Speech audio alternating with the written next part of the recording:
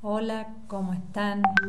Bueno, es un placer para mí dar inicio con ustedes a esta clase de la materia contenidos transversales en el eje función judicial. Yo soy la profesora María Isabel Rico, docente de la cátedra, y voy a dar continuidad a este eje que ha iniciado la clase pasada el profesor Argiro. Por supuesto que me hubiese encantado, como a todos, poder dar esta clase presencial y poder conocerlos y poder interactuar con ustedes. Las circunstancias han hecho que solo podamos encontrarnos a través del campus virtual. Ojalá tengamos oportunidad de conocernos. Bueno, como ha dicho el profesor Argiro en la clase anterior, a través del eje función judicial, uno de los objetivos es conocer cuál es la misión que tiene en especial uno de los poderes del Estado, que es el Poder Judicial. Y él viene recalcado que la misión del Poder Judicial, sin duda la más trascendente, es la de ser el guardián de la Constitución, es la de aplicar la Constitución, es la de ser el intérprete final de la Constitución. Vamos a ver acá qué es la Constitución. Sin duda, siempre tenemos una idea de lo que es la Constitución. La Constitución es el ordenamiento jurídico fundamental del Estado democrático.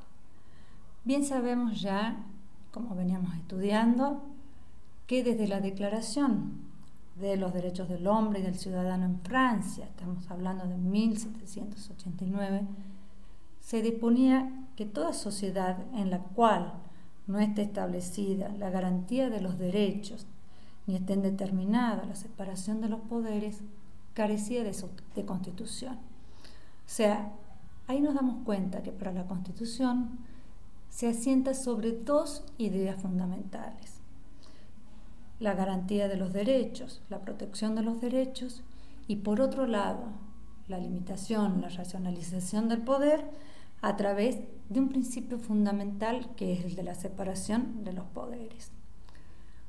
Un rasgo distintivo, una nota distintiva que ya viene desde ese momento histórico, es para nosotros la idea de la supremacía de la Constitución. La supremacía de la Constitución, ¿no es cierto?, es una idea fundamental para la teoría del constitucional, es una idea fundamental para la teoría del derecho. La supremacía, como bien hemos puesto acá, deriva de ese anglicismo supremacy y significa superioridad, significa preeminencia, prioridad, prevalencia. Es un concepto relativo, porque superior significa siempre en relación a otro que es inferior. Esa supremacía, como muchos ya sabemos, implica que hay o que existe una gradación jerárquica de ese ordenamiento jurídico, una gradación del ordenamiento jurídico derivado. Es decir, en ese ordenamiento jurídico, las normas no están situadas una a la par de la otra, sino que esas normas dentro del ordenamiento jurídico están situadas en planos distintos. Hay planos superiores y planos subordinados. Esos planos inferiores se subordinan al plano superior y todo el conjunto de ese ordenamiento se subordina a la Constitución Nacional. Ahora bien, la idea de la supremacía de la Constitución va de la mano de esa otra idea que es la de la fuerza normativa. Esa idea, ¿no es cierto?, la tomamos nosotros también del maestro del derecho constitucional, que es Vidal Campos. Dos significados principales de supremacía. Uno, la supremacía material. ¿Qué quiere decir esto? La Constitución es la base o el fundamento que da efectividad y funcionamiento al orden jurídico político de un Estado. Desde el punto de vista formal, la Constitución tiene superlegalidad y supremacía. Impone como deber ser que todo el mundo jurídico inferior a ella le sea congruente, le sea compatible, no la vulnere, no la infrinja, no la viole, porque si no, le resta efectividad. Así enseña la doctrina entonces, que desde el punto de vista material, como bien se dice también, es decir, la Constitución es el origen de todas las normas que integran el ordenamiento jurídico del Estado. Desde el punto de vista formal, la Constitución está en el vértice, la Constitución tiene preeminencia sobre el resto de todas las normas que integran ese ordenamiento jurídico del Estado.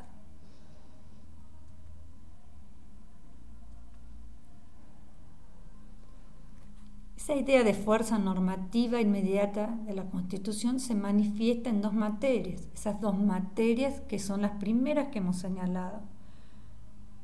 Por un lado, el establecer los derechos de los ciudadanos, esa parte dogmática de la Constitución, donde está ese catálogo de derechos, esa parte dogmática que, como dice Vidal Campos, es, ¿no es cierto?, el derecho constitucional de la libertad. Y por otro lado, la Constitución crea y organiza los órganos del Estado, los órganos estatales, y les atribuye competencias. Estamos hablando ahí del derecho constitucional del poder.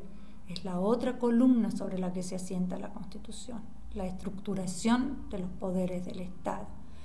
¿Cuál es el objetivo ahí? Como hemos dicho siempre, limitar al poder, racionalizar al poder, mediante ese principio liminar para nosotros que es la separación de los poderes. Son varias las disposiciones de la Constitución Nacional que directa o indirectamente reflejan su supremacía y su fuerza normativa.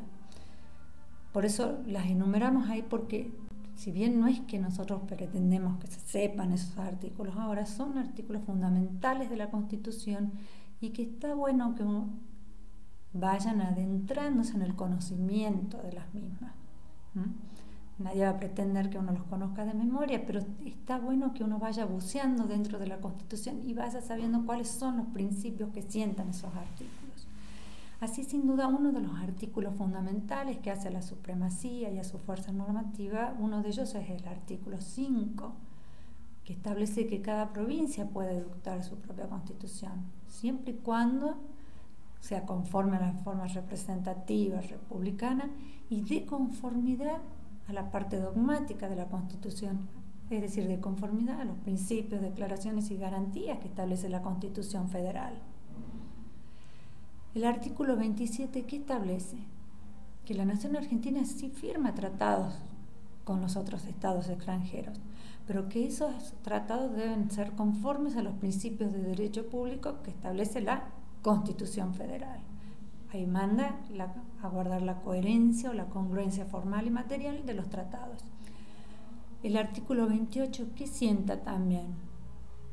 La subordinación de las leyes a la Constitución, porque ¿qué es lo que dice? Que los principios, declaraciones y garantías también de la parte dogmática de la Constitución no podrán ser alterados ni destruidos por las leyes que emanan del Congreso. El artículo 30, ¿qué le dice también? Establece la propia Constitución cómo son los mecanismos para que ella misma sea reformada, cuál es su procedimiento, cuál es el quórum que se necesita para que se apruebe la reforma de la Constitución y cuál va a ser también el órgano encargado de reformarla. Y el artículo 31, por supuesto, que es el artículo de la supremacía, porque ahí ella misma se declara suprema. Esta Constitución, las leyes que en su consecuencia desde el Congreso y los tratados con la potencia extranjera son la ley suprema de la nación. Y las autoridades provinciales deben acomodarse a ella. Ese es el artículo de la supremacía por antonomasia. ¿Qué otro artículo ahora, después de la reforma del 94? El artículo 75, inciso 22, ¿no es cierto?, que es el que consagra y otorga jerarquía constitucional a los instrumentos internacionales sobre derechos humanos, los 11 que estaban enumerados ahí, y sienta, ¿no es cierto?, el procedimiento para que después otros instrumentos sobre derechos humanos puedan gozar también de jerarquía constitucional.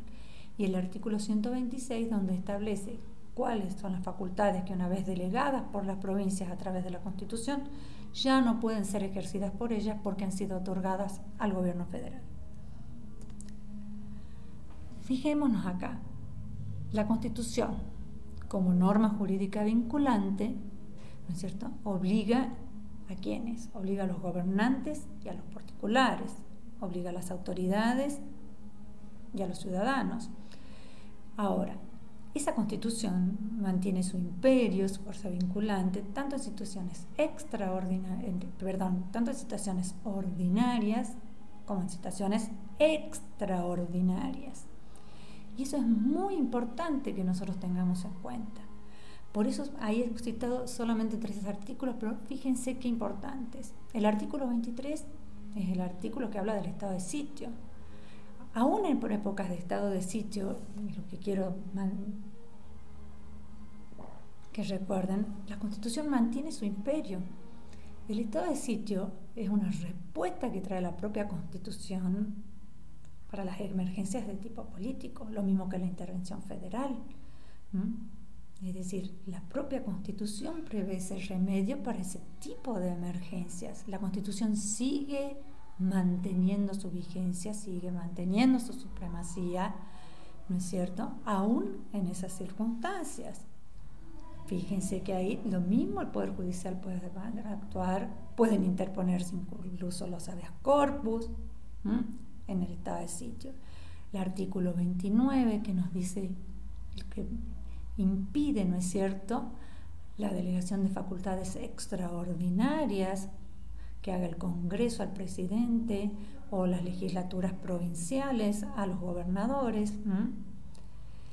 El 36, que es un artículo precioso, introducido después de las reformas del 94 y como consecuencia de la experiencia tan triste después de la última dictadura militar, y que habla de la defensa del orden institucional, del orden constitucional y democrático, porque el orden solamente es constitucional cuando es democrático para nuestro país, y que condena, ¿no es cierto?, a quienes ejerzan los actos de fuerza contra la Constitución a ser pasibles de la sanción a los infames traidores a la patria. Es decir, la Constitución mantiene aún en esas épocas, en esas situaciones extraordinarias, su vigencia. Se sigue manteniendo en el vértice de la pirámide. Fíjense que en este contexto actual nosotros, aún estamos en una situación de emergencia, que es pública, ¿no es cierto?, de público conocimiento, una situación de emergencia que nosotros la podemos constatar, una situación de emergencia en este caso que, por supuesto, la misma Constitución prevé los propios canales para resolver esta emergencia. O sea, si bien es una emergencia motivada por razones sanitarias, es una emergencia, la ley de emergencia, ¿no es cierto?, sanitaria, obedece a una pandemia declarada por la Organización Mundial de la Salud. O sea, la Constitución no ha perdido su vigencia, la Constitución sigue manteniendo su imperio. Es verdad que ¿cuáles son los remedios que prevé la misma Constitución? Hemos dicho que para emergencias de carácter político está el estado de sitio, la intervención, y acá, emergencias económicas o emergencias de este tipo, la Constitución prevé, desde la delegación legislativa, prevé los DNU, es decir, circunstancias excepcionales necesitan remedios también excepcionales, y eso la Constitución lo soporta, lo prevé, ¿no es cierto? Hay una restricción más grande de los derechos, nosotros la estamos viviendo. Es obvio que nosotros lo sentimos o no. No podemos transitar libremente, no se abren los comercios, no podemos ir a un partido de fútbol, no vamos al cine, ¿no es cierto? No estamos teniendo clases en la universidad. Hay una restricción más fuerte de los derechos, pero que se soportan en virtud de estas circunstancias excepcionales y que tienen un objetivo, y que es priorizar la salud pública. Pero no quiere decir que la Constitución no tenga vigencia acá, ni que esas medidas no tengan que tener, ¿no es cierto?, incluso el control posterior también del Poder Judicial, porque todas estas medidas guardan siempre la regla de la razonabilidad. La Constitución sigue manteniendo su imperio y estas medidas que se adoptan lo hacen dentro de los cauces previstos por la Constitución, que sigue siendo la norma vinculante. O sea, ¿qué es lo que nos queda claro a nosotros acá? Que con la Constitución nosotros hemos vuelto también a la democracia, hemos restaurado la democracia. Por eso es que, como enseña el maestro Vidal Campos, la Constitución nosotros tenemos que defenderla, que preservarla, que cumplirla. Toda actividad que vulnera la Constitución no vale, es inconstitucional, no nos obliga y carece de fuerza vinculante. Todos los gobernantes y toda la sociedad, ¿no es cierto?, estamos llamados a obrar conforme a la Constitución. La fuerza normativa de la Constitución hace que esa parte dogmática de la Constitución, en donde están nuestros derechos, la que hace a la dignidad de la persona, la libertad, tiene una exigibilidad directa y hace que esa parte dogmática sea digna de tutela y de promoción. O sea, nosotros, esa parte dogmática es exigible ante el Estado, merece la protección del Estado y debe ser promovida por el Estado, que es lo que ustedes también han visto ya en derechos humanos. La Constitución es fuente de fuentes del derecho, y eso es lo que no debemos olvidar, porque la Constitución sienta la forma y el contenido. Es decir, la Constitución informa, es decir, sienta los principios de jerarquía y los principios de competencia, que son los que están establecidos aquí. Todos los artículos que están citados acá en estas diapositivas son para que ustedes vayan conociendo la Constitución. Nadie va a pretender que ustedes después podamos tomarlos a todos en ninguna evaluación, sino que simplemente sirven para que ustedes vayan conociendo la Constitución. Ella misma marca cómo se crean las normas que son de rango inferior, cuál es el procedimiento para crearlas y cuáles son los órganos competentes para crear esas normas que forman ese derecho infraconstitucional, ese derecho que está debajo de la Constitución. Es decir, normas constitucionales, las normas después de la primera Constitución, cuando hay una reforma, ¿qué procedimiento sigue? La del artículo 30.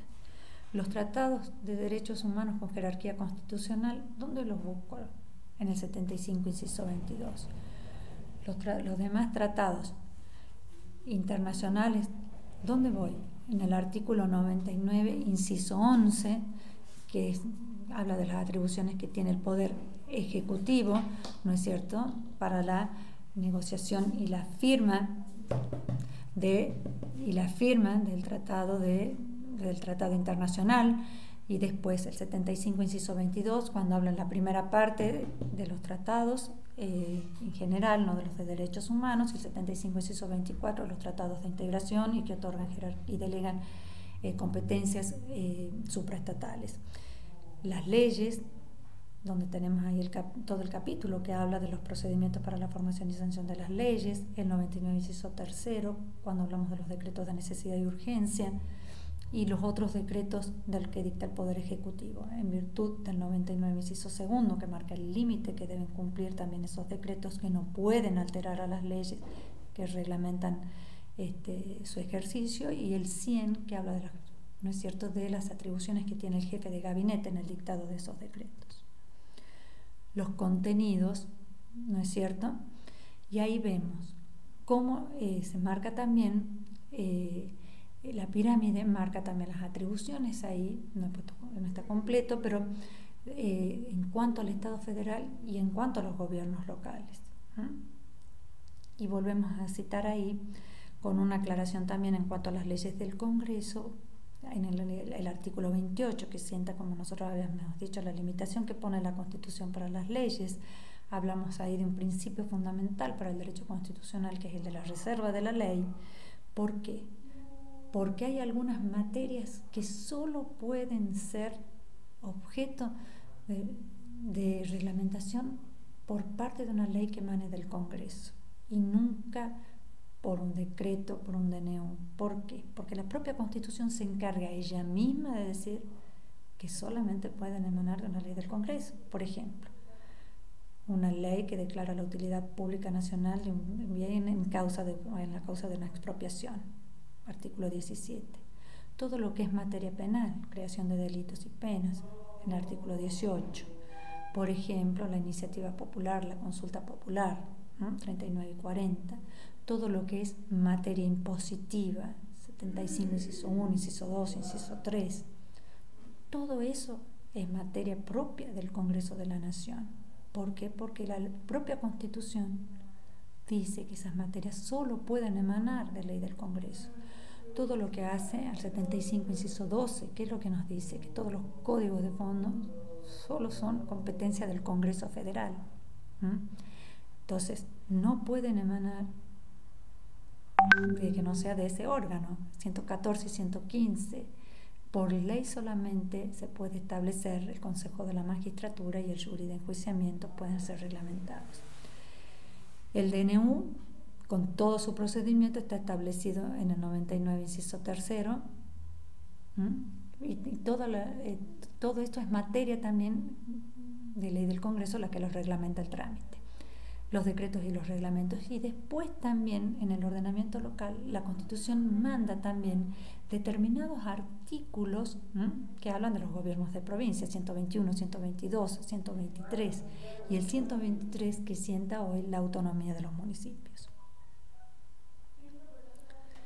Bueno, la supremacía y la jerarquía de las fuentes, o sea, volvemos a repetir, la supremacía de la Constitución está consagrada sin duda en el artículo 31, producto de la Constitución originaria de 1853-60. Ese artículo, por supuesto, que ha sido tomado de la Constitución de los Estados Unidos, en su artículo 6, sección 2, toma como antecedente el de la Constitución norteamericana. Esta Constitución, las leyes de la nación que sus consecuencias se dicten por el Congreso y los tratados con las potencias extranjeras son la ley suprema de la nación. Esa es la primacía del derecho federal sobre los ordenamientos locales.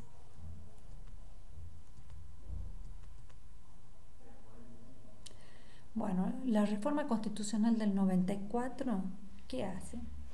Colocar en la misma cúspide, en el mismo lugar, la Constitución Nacional, que era suprema y sigue siéndolo, pero que comparte ahora ese mismo lugar, esa misma cúspide, con los instrumentos internacionales enumerados por el artículo 75, inciso 22, los que están enumerados ahí.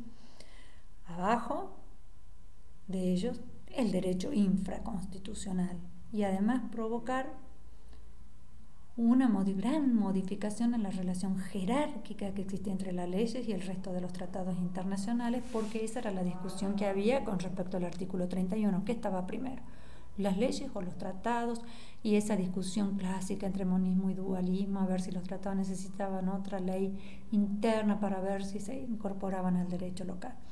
Bueno, eso quedó zanjado con el artículo 75, inciso 22, que claramente dice que los tratados tienen jerarquía superior a las leyes, todos los tratados, y después enumera cuáles tratados son los que tienen la misma jerarquía de la Constitución.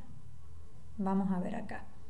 En virtud de esta reforma, el ordenamiento jurídico argentino quedaría compuesto de la siguiente manera.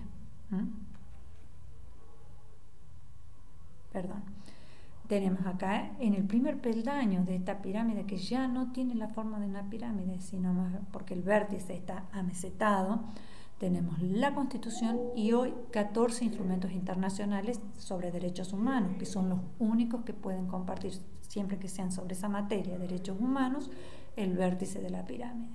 Luego, el resto de los tratados sobre cualquier otra materia, de integración, libre comercio, lo que fuese. O pueden tratarse sobre la Organización Internacional del Trabajo, lo que ustedes quieran. Leyes.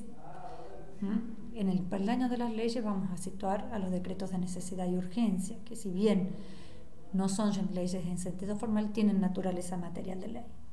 Después tenemos los demás reglamentos que dicta el Poder Ejecutivo forman el bloque federal, y abajo los ordenamientos locales o provinciales. En esta diapositiva tenemos lo que, como llamamos nosotros, el bloque de constitucionalidad federal. ¿Cómo construimos ese bloque? De la interpretación armonizante, por supuesto, del artículo 31 y el 75, inciso 22. Tenemos acá, por ejemplo, la Declaración Americana de los Derechos y Deberes del Hombre, la Declaración Universal de Derechos Humanos, la Convención Americana sobre Derechos Humanos o Pacto de San José de Costa Rica. Bueno, acá están situados los 11 instrumentos internacionales que estaban enumerados con la reforma del 94. Con posterioridad a las reformas del 94, en virtud del procedimiento previsto por el artículo 75, inciso 22, en su tercer párrafo, han adquirido jerarquía constitucional. Por ese procedimiento, el Congreso le ha dado jerarquía constitucional a estos otros instrumentos. Convención Interamericana sobre Desaparición Forzada de Personas en el año 97. Convención sobre imprescriptibilidad de los crímenes de guerra y de lesa humanidad en el año 2003. Y por último, Convención sobre los derechos de las personas con discapacidad, que sería el número 14 de instrumentos, en el año 2014. Todos estos tratados y convenciones sobre derechos humanos con este procedimiento previsto por el Congreso y que requiere el quórum de las 2/3 partes de la totalidad de los miembros de cada Cámara. Procedimiento que está previsto, como les he dicho, en el tercer párrafo del 75, inciso 22. O sea que se ha ampliado aún más el plexo o ¿no es cierto?, la fuente de derechos internacional que tenemos ahora todavía más. Aparte de la parte dogmática, el 75, inciso 22, y ya antes eran 11 instrumentos, ahora 14. El artículo 75, inciso 22, dice en una de sus partes que estos instrumentos no derogan artículo alguno de la primera parte de la Constitución y se entienden como complementarios de ellas. Había motivado siempre algún ruidito en la doctrina, en algunos. Entonces, ¿cuál es la interpretación armonizante que exige esa parte? Que la primera parte de la Constitución, si hubiese en algún supuesto alguna discordancia, algún choque, colisión con los derechos que emergen del artículo 75, inciso 22, de alguna cláusula de alguno de los tratados, ¿cómo se resuelve en el supuesto que hubiese alguna colisión, algún desentendimiento entre una cláusula de un tratado o la parte de la Constitución? En virtud, como ya lo han visto ustedes, también en el eje de derechos humanos, con el principio pro persona o el principio del mejor derecho, o sea, la cláusula que otorgue una mejor garantía del derecho, la cláusula que favorezca más al derecho, que sea más amplia, que se conoce como el principio pro persona. Es decir, esto en virtud de ¿qué? De la primacía que tiene el derecho internacional de los derechos humanos sobre el derecho interno y las reglas de la Convención de Viena sobre derechos de los tratados, que se basan en dos reglas fundamentales: que los pactos se firman para ser cumplidos y la buena fe. Entonces, en virtud de esos principios fundamentales es que esto se resuelve de esa manera. No es que vamos a dar primacía a la Constitución nuestra por ser soberana, esto se resuelve así. Por eso es que por ahí la pregunta, que la Constitución ha dejado de ser suprema. La Constitución se ve ayornada, como diría Vidal Campos, en este sentido, es decir, cuando la cláusula de derecho internacional proteja mejor el derecho, siempre vamos a dar prioridad a la cláusula de derecho internacional, incluso más. Muchos de parte de la doctrina piensan siempre que el derecho internacional de los derechos humanos tiene que tener prioridad sobre cualquier disposición del derecho interno. El bloque federal, la otra parte que habla del artículo 31, ¿no es cierto?, incluye a todas las normas y a todos los actos que están incluidos en los peldaños 1, Constitución y derechos internacionales, a los tratados, a las leyes y a los DNU que se imponen, sobre todo los ordenamientos de las provincias y de la Ciudad Autónoma de Buenos Aires, que está en el último peldaño, y esto es lo que surge del 31. Y también del juego armonioso del artículo 5, 123 y 128.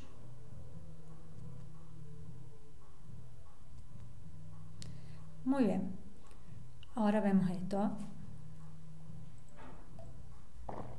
La doctrina de la supremacía exige, para su eficacia, por supuesto, de la existencia de un sistema garantista, un sistema que permita defenderla, resguardarla, porque todos los actos y normas contrarios a la Constitución no valen, no tienen eficacia. El remedio para defender y restaurar la supremacía de la Constitución es el control judicial de constitucionalidad. Así lo ha expresado ya la Corte en numerosos fallos, uno de ellos lo hemos puesto ahí, en el que dice que cabe recordar que la efectividad del principio de supremacía constitucional requiere de un régimen de control de las leyes, de las normas y de los actos, y que nuestro sistema es judicial y difuso, y está depositado en todos y cada uno de los jueces. ¿En qué consiste la tarea del control, como hemos puesto ahí? Simplemente en cotejar, en comparar la norma de la Constitución y en caso de constatar la norma con la Constitución, y en caso de que nosotros comprobáramos que hay una incompatibilidad formal, por ejemplo, un vicio en el procedimiento en cómo se ha dictado esa norma, porque no ha sido dictada mediante el procedimiento o mediante el trámite o por el órgano que la Constitución encarga, o que hay un vicio sustancial, por ejemplo, en el contenido, porque no respeta la parte dogmática de la Constitución, esa norma debe ser declarada inconstitucional, porque contradice a la Constitución del Estado como ley suprema. Nuestro sistema, entonces, hemos dicho, es judicial. De las opciones que había dentro del sistema comparado, o sea, en el sistema comparado hay dos modelos clásicos. El control puede realizarlo un órgano político o un órgano judicial. El órgano político es el modelo paradigmático que sigue Francia, ¿no es cierto? ¿Por qué? Porque se entiende que la tarea del control provoca efectos en el mundo político y por lo tanto esa tarea se delega a un órgano de naturaleza también política. La característica más clara es que el efecto tiene efecto erga omnes porque deroga la norma.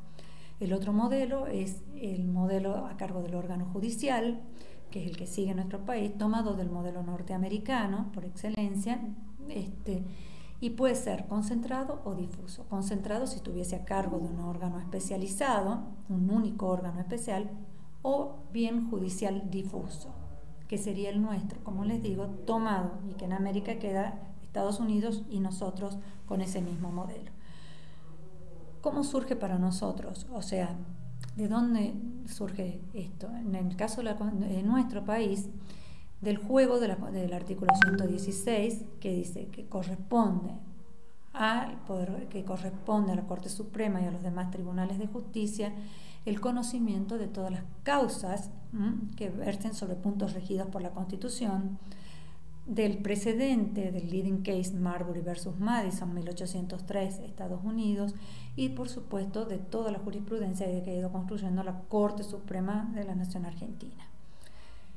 ¿Cuáles son las características más distintivas de ese control judicial? Solamente hemos puesto estas, que es difuso porque corresponde a todos los jueces, a todas las juezas, sin distinción de categorías ni jurisdicciones, sean nacionales o provinciales. Es concreto, requiere siempre que exista un agravio o un perjuicio, actual o inminente en el afectado, porque ese control no va a proceder en abstracto.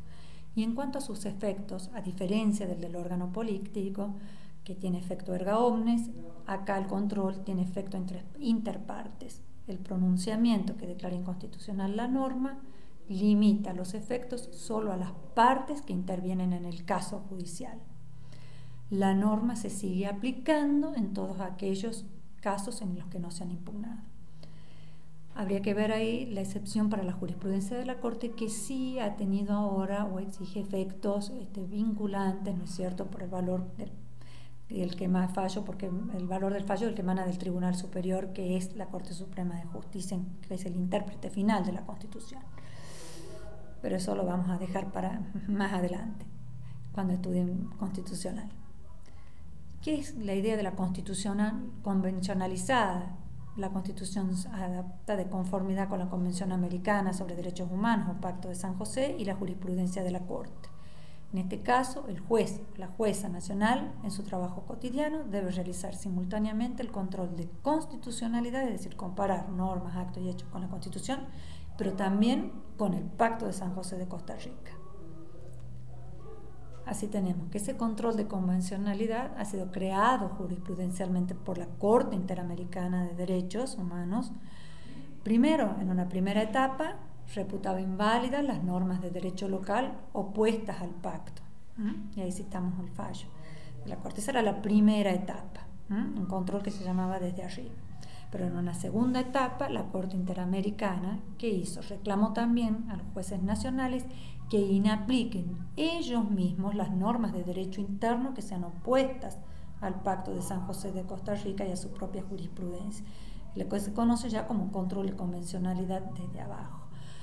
Lo que queda claro es que la Corte Suprema de nuestro país ha aceptado expresamente el control de convencionalidad.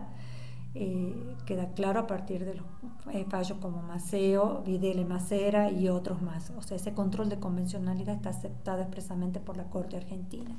Lo que sí también está claro, como se ha dicho en mucha parte de la doctrina, ese control de convencionalidad muchos exigen no sea solo con respecto al Pacto de San José de Costa Rica, sino también a los demás instrumentos internacionales que componen ese bloque de constitucionalidad federal. Entiéndase, por ejemplo, Pacto Internacional de Derechos Civiles y Políticos, entiéndase, por ejemplo, también Pacto de Derechos Económicos, Sociales y Culturales. Bueno, con esto hemos sentado, creo, los principios fundamentales en cuanto al tema de la supremacía de la Constitución y el control de constitucionalidad. Siempre quedamos a disposición de ustedes para cualquier duda a través del aula virtual, a través de los foros de consultas, y bueno, les doy muchas gracias por estar con nosotros en las clases a través de nuestra aula virtual. Les deseo muy buen éxito cursando la materia y que se cuiden mucho quedándose en casa.